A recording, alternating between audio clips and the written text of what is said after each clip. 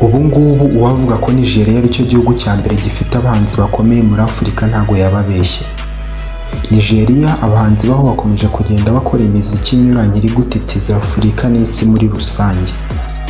Ni kuri Big Day TV uyu munsi ngiye kukubwira umunyarwanda wakoze amateka akaririmba mu gikombe cy'isi. Byagenze bite? Wowe ntucike, umuziki buriya ni kariyeri wakora ikagutunga ikakuvana ku rwego rumwe kugeza ku rundi. Ni abahanzi benshi bakunze kugenda bazamuka umunsi ku wundi mu gihugu cyacu cy'u Rwanda. Imbaraga zabo n'ubushake byabo nibyo bizabafasha kugera ku byakozwe n'abatari bakeya mu gihugu cyacu. Umuziki buriya ushimisha abatari bakeya ukanabanezeza, niyo mpamvu abawukora bakora kinyamwuga. Byagenze bite kugira ngo uyu muhanzi abe icyamamare kuri uru rwego? Benjamin Mugisha uzwi nka The Ben ni umunyarwanda wavukiye Kampala, Uganda mu mwaka w'1987.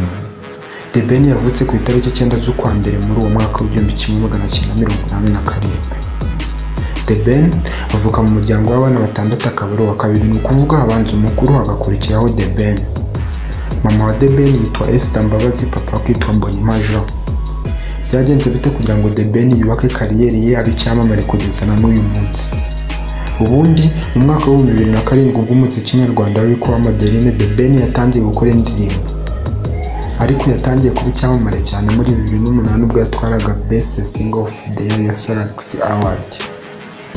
Iki gihembo kandi yongeye kukisubiza mu mwaka wa 2009 ubwo The Ben yongeraga gutwara Best Singer of the Year Salax Award.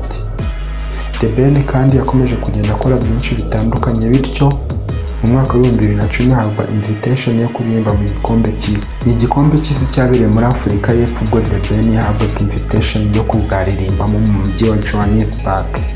The Ben byarangiye agiye gukora iyi performance muri Afurika y'Epfo.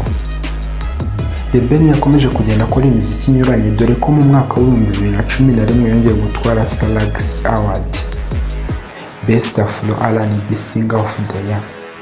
Mu mwaka wa 2012 The Ben yatumiwe kuririmba muri performance ya UN. Nyuma yo gusohora indirimbo ya I'm in Love, The Ben byamuhaye ipeti rikomeye ajya kuririmba muri UN Headquarter n'umuryango w'abibumbye. The Ben yakoze indirimbo zitandukanye harimo Urarenze, Ese nibyo, Amahirwe ya nyuma, Inshuti nyanshuti, Wigenda, Amaso ku maso, I'm in Love, I Can See, Habibi, Fine Girl, Naremeye, Ndaje, Vazi, Ngufite ku mutima n'izindi.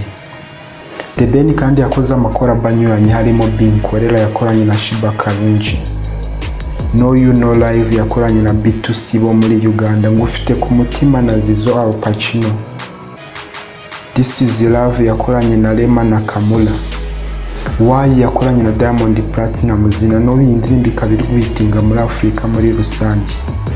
The Ben yakoranye n'indi ndirimbo n'umuhanzi w'umunyarwanda nawe w'icyamamare nta wundi ni Meddy Lose Control.